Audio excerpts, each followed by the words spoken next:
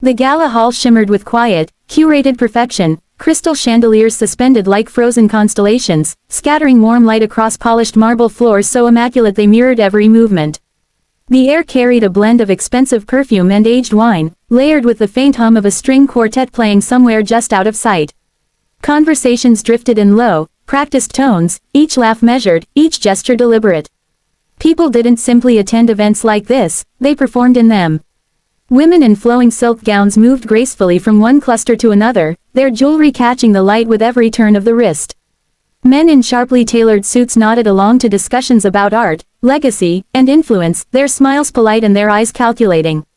Every corner of the room displayed something meant to impress, sculptures that twisted into abstract meanings, canvases splashed with emotion, installations that demanded interpretation. And yet, all of it seemed to orbit around one person. Mrs. Eleanor Whitmore stood near the center, receiving admiration with a composed warmth that felt both genuine and carefully rehearsed. She held herself with effortless authority, her posture straight, her chin slightly raised, as though she had long grown accustomed to being watched. Tonight's event was not merely another charity gala, it was her statement, her declaration of purpose. The Forgotten Voices collection, she had called it. A tribute, she claimed, to children who had been lost to the margins of society. Her guests were captivated. "It's extraordinary what you've done," one woman said, clasping Eleanor's hand gently. "So moving. So human." Eleanor smiled, the corners of her lips lifting just enough. "We all have a responsibility," she replied softly. "Some stories deserve to be seen." Nearby, servers moved quietly through the crowd, balancing trays of sparkling drinks and delicate hors d'oeuvres. Among them, slipping almost invisibly between spaces, was a man in a faded blue uniform. His sleeves were rolled unevenly, his posture slightly hunched, as though he had learned over time to make himself smaller. His name tag read, M. Hassan. No one paid him any attention. He had been working the entire evening, emptying bins, wiping surfaces, ensuring that the pristine illusion of the gala remained uninterrupted. He moved with quiet efficiency, his footsteps soft against the marble, his presence blending into the background like part of the building itself. Invisible, or at least, he had been. When the announcement came, a subtle shift rippled through the room. "Ladies and gentlemen," Eleanor's voice rang out, clear but gentle, drawing every gaze toward her. "If I may have your attention." Conversations faded, glasses stilled mid-air, the quartet's music softened into silence.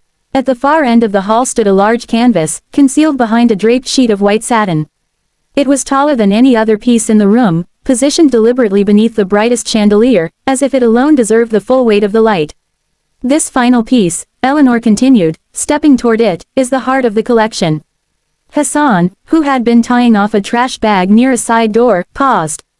He didn't know why. Something in her voice, something almost imperceptible, made him look up. "It represents," she said, her hand resting lightly on the fabric, "every child who was never given the chance to be remembered." A quiet hush settled, cameras lifted, the moment stretched, deliberate and theatrical. Then, with a smooth motion, she pulled the satin away. The portrait emerged. For a second, no one spoke. It wasn't just a painting, it was a presence. A young girl stared out from the canvas, her dark eyes deep and unsettlingly alive. Her hair fell in uneven strands around her face, unbrushed and tangled, framing features that were both fragile and defiant. Her dress was simple, worn, the kind of clothing that spoke of neglect without needing explanation. But it was her expression that held the room captive. There was something in it, something that refused to be categorized as sorrow or hope. It was sharper than that, as if she were watching the viewer just as closely as they watched her. "She looks real," someone whispered. "Unbelievable detail," another murmured. Eleanor turned slightly, observing the reactions with quiet satisfaction. "She is not meant to be one person," she said. "She is, all of them." The guests nodded, absorbing the sentiment, letting it settle into something they could admire. But at the edge of the room, something had gone wrong. Hassan had gone completely still. The trash bag slipped slightly from his grip, the plastic rustling faintly before falling silent again. His eyes were locked on the portrait, wide and unblinking, as if he were afraid that if he looked away, it might disappear. His breathing had changed, shallow, uneven. One of the catering staff brushed past him, then stopped, noticing his expression. "Hey," the man said quietly. "You all right?" No response. Hassan's lips parted slightly, but no words came out.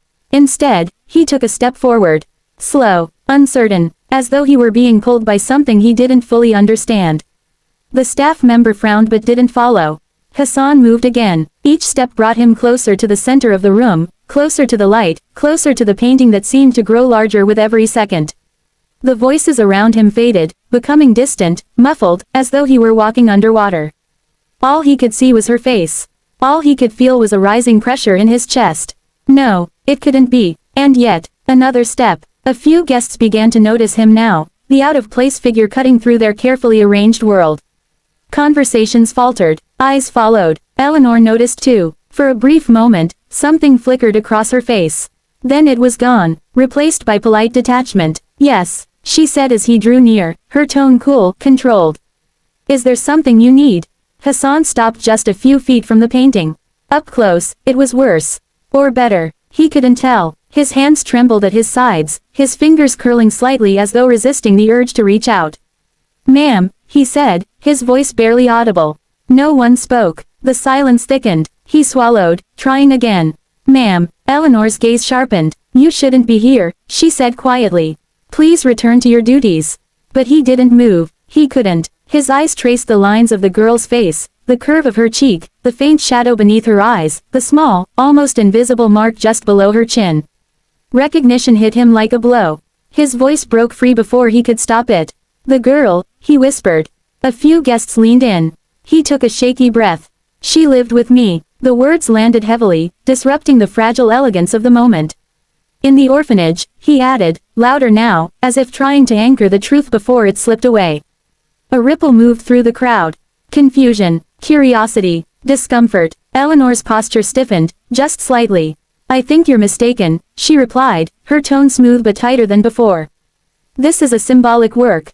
Hassan shook his head, slowly at first, then more firmly. No, he said, his eyes never left the portrait. Her name was Amina. The silence that followed his words did not feel empty, it felt crowded, thick with thoughts no one dared to say out loud. Conversations that once floated lightly now clung to the air, heavy and uncertain. People shifted where they stood, no longer sure whether they were witnesses to art, or something else entirely. Eleanor Whitmore did not move at first. She stood beside the portrait as though it still belonged to her, as though the narrative she had carefully constructed had not just been cracked open by a janitor with trembling hands and a voice that refused to stay quiet. But something in her expression had changed.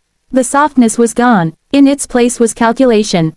Clear the room, she said quietly to one of the coordinators nearby, her eyes never leaving Hassan. The young woman hesitated, glancing at the guests who were very clearly not planning to leave. No one moved toward the exits. If anything, they leaned in closer, drawn by the undeniable gravity of the moment. I think we should all stay, a man near the front said, his voice steady but firm. This concerns the integrity of the exhibition. A few murmurs of agreement followed. Phones began to appear, subtle at first, then openly raised. Screens glowed as cameras recorded, capturing every shift, every glance, every word that might unravel something much larger than a painting. Hassan took another step forward, his presence no longer hesitant. The fear that had held him back moments ago had transformed into something steadier, something rooted in memory. You don't understand, he said, his voice rough but clear. She disappeared. The word seemed to echo against the high ceilings. Disappeared, a woman repeated, her hand hovering near her chest as though bracing for the answer. Hassan nodded, his gaze fixed on the girl in the portrait. One day she was there, he continued, and the next day, she wasn't. No one told us anything. No goodbye, no explanation. He paused, swallowing hard. It was like she never existed. A ripple of discomfort passed through the crowd. What had begun as admiration had now turned into something uneasy, something probing. Eleanor exhaled slowly, as if steadying herself. There are thousands of children in orphanages, she said, her tone measured, reclaiming a hint of control. Stories blur. Memories can be unreliable. I remember her, Hassan cut in. The interruption was quiet, but it landed harder than any raised voice. He stepped closer to the portrait again, lifting his hand, not touching, but hovering just inches from the canvas. She used to sit by the window, he said, his voice softer now, almost distant. Even when it was cold, she'd draw on scraps, anything she could find. Old newspapers, cardboard, once even on the back of a broken cupboard. A faint, almost involuntary smile flickered across his face. She said if she drew enough, she wouldn't forget things. The guests listened, caught between skepticism and something deeper, something that felt uncomfortably like truth. Hassan's hand lowered slowly. And that look, he added, his voice tightening. That look right there, like she's holding onto something no one else can see. He pointed carefully toward the girl's eyes in the painting. I've seen it before, every day. A woman near the front stepped closer, narrowing her eyes at the portrait. There's something here, she murmured, almost to herself. Another guest leaned in, studying the details more critically now, no longer as an admirer but as an investigator. Hassan shifted slightly, his gaze dropping to the lower part of the painting. And the scar, he said. His voice grew firmer. Under her chin, several heads turned sharply toward the canvas. It was subtle, so faint it could easily be dismissed as a trick of the brush.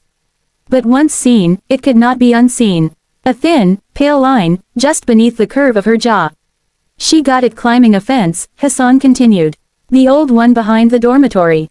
It had broken wires sticking out. I told her not to go there, but he exhaled shakily. She laughed, said she wanted to see what was on the other side. A quiet gasp escaped someone in the crowd. Eleanor's composure faltered. Enough, she snapped, the sharpness in her voice cutting through the room like glass. All eyes turned to her. The authority she had worn so effortlessly now felt strained, brittle. You are overstepping, she continued, her words quick, defensive. This is inappropriate. You have no proof of anything you're implying. Hassan looked at her then. Really looked. For the first time, his focus shifted away from the painting. What artist? He asked. The question hung there, simple and direct. Eleanor blinked, just once. This piece was commissioned, she replied, but the fluidity of her earlier speech was gone. The artist. What's their name? Hassan pressed. A murmur rose again, sharper this time. Yes, someone added. Who painted it? Eleanor's lips parted. No answer came. The seconds stretched, each one heavier than the last. I don't recall, she said finally, her voice quieter now. That was all it took. The shift was immediate. Doubt, once subtle, now surged openly through the room. Guests exchanged glances that no longer sought confirmation but shared suspicion. You don't recall, the man repeated, disbelief evident. For a piece like this. Another voice added. Phones angled closer. The soft click of recording devices became more pronounced, more deliberate. Hassan took another step toward her, though there was no aggression in it, only resolve. She trusted people, he said, his voice low but steady. Eleanor's eyes flicked toward the exit, then back again. For a moment, just a moment, she looked like someone standing at the edge of something irreversible. She was supposed to have a better life, Eleanor whispered. The words were barely audible, but in the silence, they carried. Not a denial, not a defense, something else. Hassan's expression tightened, grief surfacing in a way that could not be hidden. She didn't need a better life, he replied quietly. She needed to be safe. The weight of that truth settled over everyone. No one spoke, no one moved. In the distance, faint at first but growing louder, the sound of sirens began to rise, cutting through the night beyond the walls of the gala. Somewhere, something had been set in motion. Inside the hall, beneath the chandeliers and the carefully curated beauty, the illusion had broken. The girl in the portrait was no longer an idea. She was real, she had a name, and whatever had happened to her, was no longer willing to stay hidden.